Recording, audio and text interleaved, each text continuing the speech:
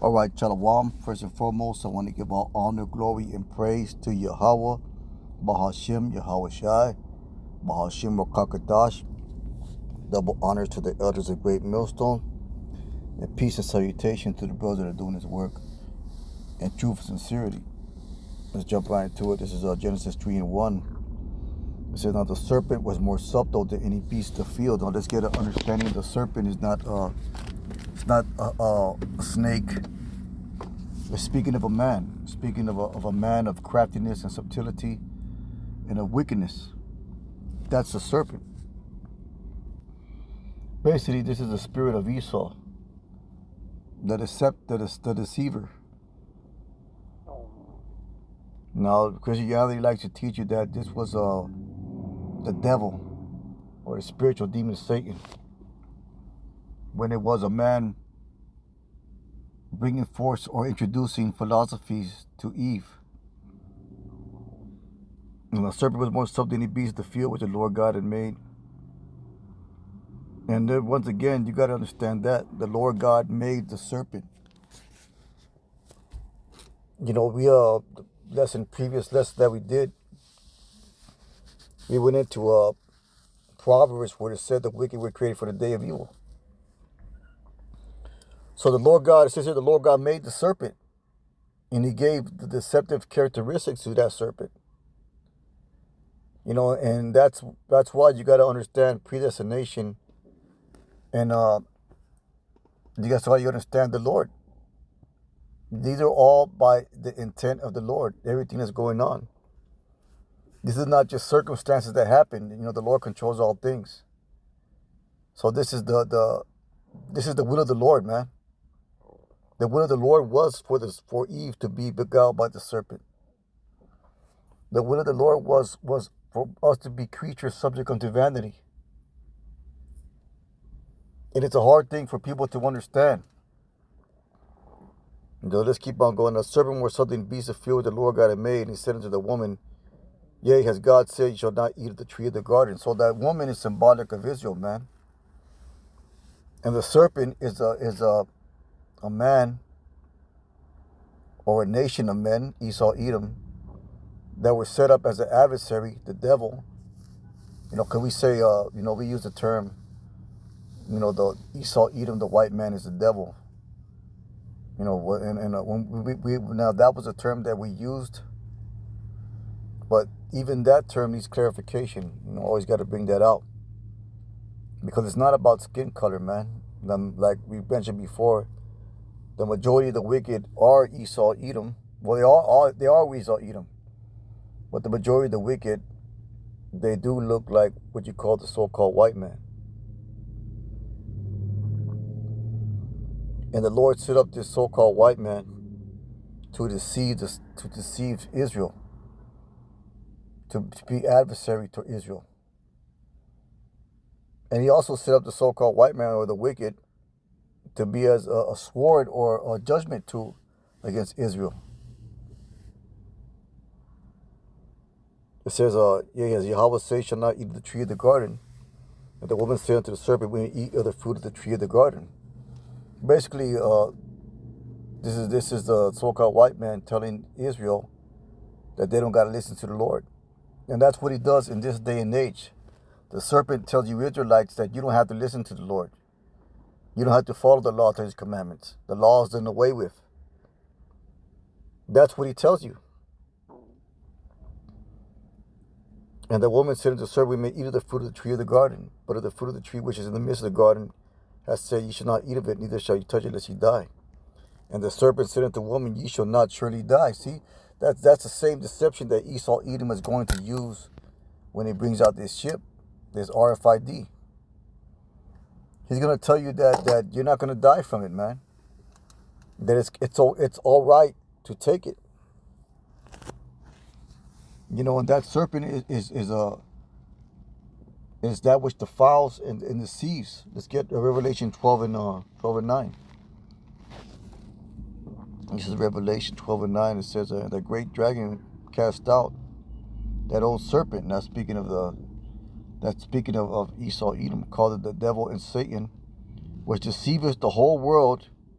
he was cast down to the earth, and the angels were cast out with him. And that goes back to Job 9:24. The earth is given to the hands of the wicked, and power, and part of his power over the earth is the power of deception. Revelation 12:10. I heard a loud voice in heaven. Now has come salvation and strength and kingdom of our power, and the power of his Mashiach.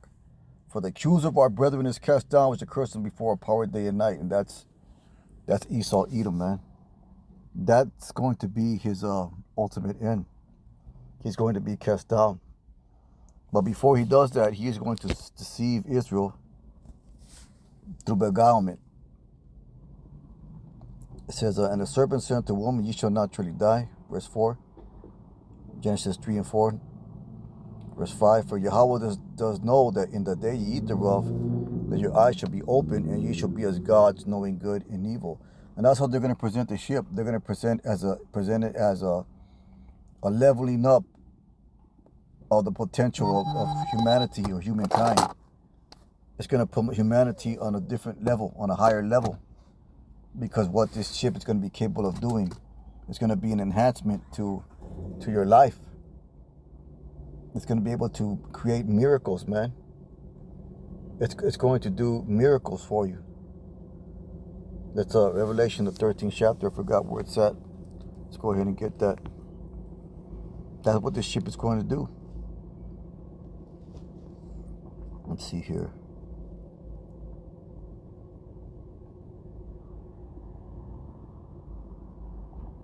The Revelation 13 and 14, it says, deceiveth them that dwell on the earth by the means of those miracles.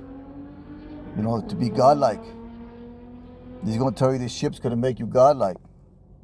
Because it's going to be connected to the internet, and everything's going to be, all the information is going to be at your disposal. It's going to monitor your health. It's going to make the blind see, the lame walk. It's going to solve all the world's problems, man. It's going to put you in a higher level of thinking. That's what they're going to present it to the world. And see that them that dwell on the earth by the means of miracles shall power to do in the sight of the beast, saying to them that dwell on the earth that they should make an image of the beast which had the womb by the sword, and they lived. Let's drop to verse 16. And call this all, both small and great, rich and poor, free and bond, to receive a mark in the right hand or forehead. That mark is the RFID microchip. That the no man might buy or sell, say that he had the mark or the name of the beast or the number of his name. And buying and selling is basically how you sustain life here in this country. So basically, he's telling you that you're not gonna be able to live unless you receive this mark. And like I said, he's gonna present it as a miracle. You know, look at the Elon Musk and the whole implanting the chip in the brain. They're presented as a miracle already, man. Let's go back to Genesis.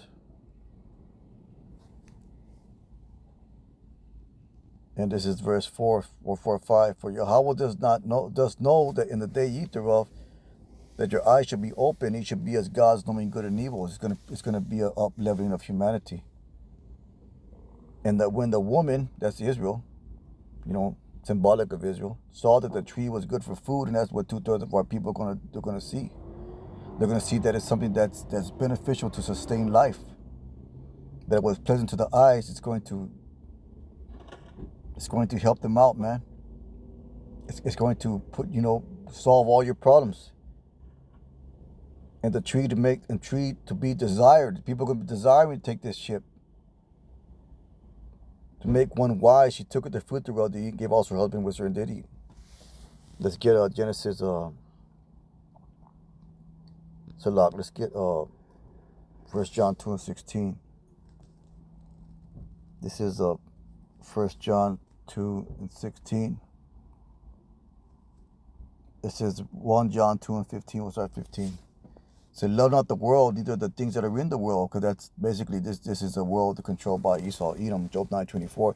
If any man love the world, the love of the Father not in him. And part of that loving of the world is going to be taken of the RFID microchip. For all that is in the world, the lust of the flesh, the lust of the eyes, and pride of life is not of the Father, but the world. And that's what Israel or Eve saw in the beguilement of the serpent. And the world passes away in the lust thereof, but he that doeth the will of Yahweh abides forever, man. So it says right here, it says, and when the woman saw that, verse 6, and when the woman saw that the tree was good for food, there was plenty to the eyes, and the tree to be desired to make one wise, she took of the fruit thereof to eat, and gave unto her husband, gave also unto her husband with her, and he did eat. And the eyes of them were both open, and they knew that they were naked, and they sewed fig leaves together, and they made themselves aprons. So after, these people, they're going to take the ship, and it's going to be of a benefit to them.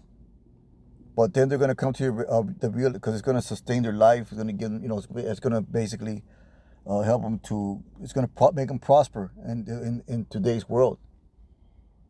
But there's going to come a point where they're going to come to the realization that they sinned against the Most High. Because they're going to remember the words of the prophets. They're going to remember the warnings that the men that were teaching the word of the Lord, preaching the word of the Lord on the highways and hedges gave. The warning that they gave. And they're going to realize that a prophet has been among them. They're going to realize that they made a great evil. They did a great evil against the Most High. It says the eyes of them were both open and knew that they were naked, and they sewed fig leaves together and made themselves aprons. So these jakes they might take that ship, and when it comes to the realization that they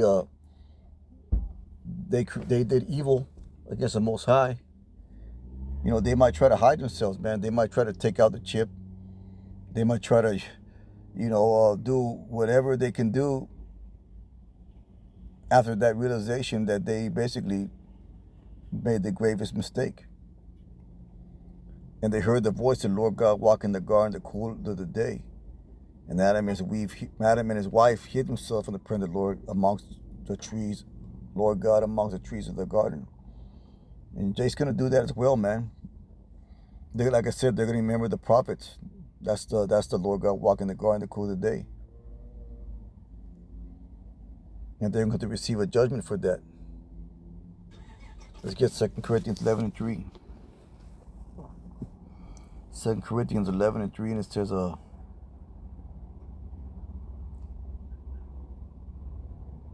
start at verse 2. For I am jealous over you as a godly jealousy. For I have espoused you to one husband, that I may present you a chaste virgin to Yahushua, and I speak on the elect. But I fear lest by any means that the serpent beguiled Eve to his subtlety, so her mind should be corrupted from the simplicity as in Yahushua, man. And that you see that going on right now with all these false doctrines, and those dudes is off, man. These camps teaching wicked doctrine. They corrupted the simplicity that's in Yahushua. Trying to be deep, and hey, man, they're gonna get beguiled. They've been fooled already, just by the pride of their heart. It says, for he that cometh preaching the Jesus, whom ye have not preached, or ye receive in the Spirit, which ye have not received, or another gospel which ye have not accepted, you might well bear with them. And that's what these other false doctrines and false camps are doing. They're preaching another Yahushua for the deception of the masses of the people. But if you jump down to 14,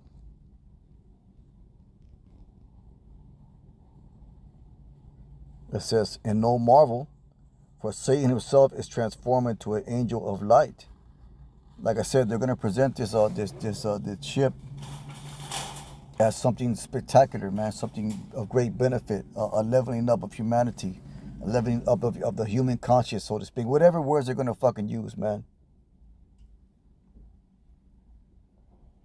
And they're going to remember the words of the prophets, the words of prophets and the warning of these things in that time to come. Let's get that they should know a prophet being among them.